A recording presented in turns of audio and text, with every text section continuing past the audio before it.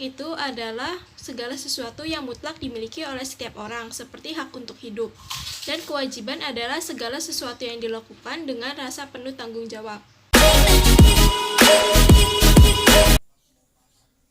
Menurut saya, contoh dalam pengingkaran kewajiban itu ada tidak menghindari pembayaran pajak, melanggar hak asasi manusia, pelanggaran terhadap kewajiban, tidak ikut serta dalam membela negara, tidak ikut serta dalam mencapai tujuan pembangunan nasional, tidak mentaati peraturan lalu lintas, tidak merusak fasilitas umum dan membuang sampah sembarangan, tidak berpartisipasi dalam kegiatan, dan tidak jujur dan melakukan korupsi.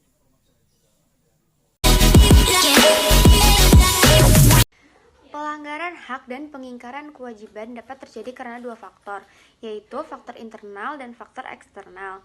Faktor internal penyebab terjadinya pelanggaran hak dan pengingkaran kewajiban warga negara ialah rendahnya tingkat kesadaran dalam melakukan kewajiban demi memenuhi hak warga negara lainnya, memiliki sikap apatis terhadap terpenuhinya hak warga negara lainnya, memiliki sifat intoleran, memiliki sifat individualis, memiliki kondisi psikologis yang buruk.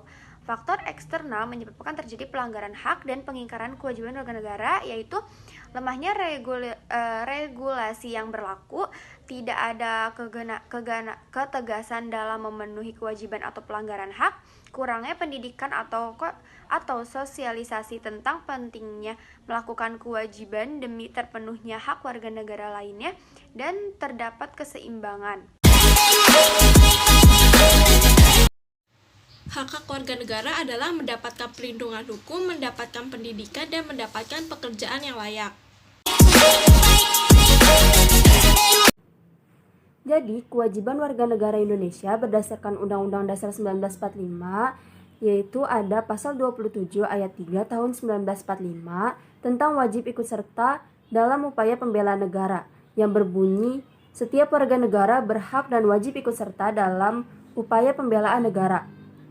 Lalu ada pasal 30 ayat 1 tentang wajib ikut serta dalam usaha pertahanan dan keamanan negara, yang berbunyi, tiap-tiap warga negara berhak dan wajib ikut serta dalam usaha pertahanan dan keamanan negara. Contoh-contoh pelanggaran hak yaitu ada mengambil hak orang lain, melarang orang lain untuk menyuarakan pendapatnya,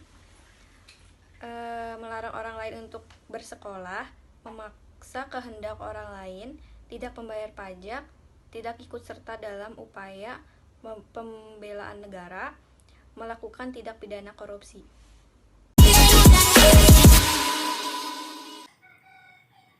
Bagaimana cara penanganan pelanggaran hak dan pengingkaran kewajiban warga negara? Yang pertama, dengan cara penegakan supremasi hukum dan demokrasi secara adil dan konsekuen. Yang kedua, mengoptimalkan peran lembaga-lembaga negara. Ketiga, meningkatkan kualitas pelayanan publik. Keempat, meningkatkan pengawasan dari masyarakat dan lembaga-lembaga politik. Kelima, meningkatkan pemahaman prinsip-prinsip bernegara kepada masyarakat.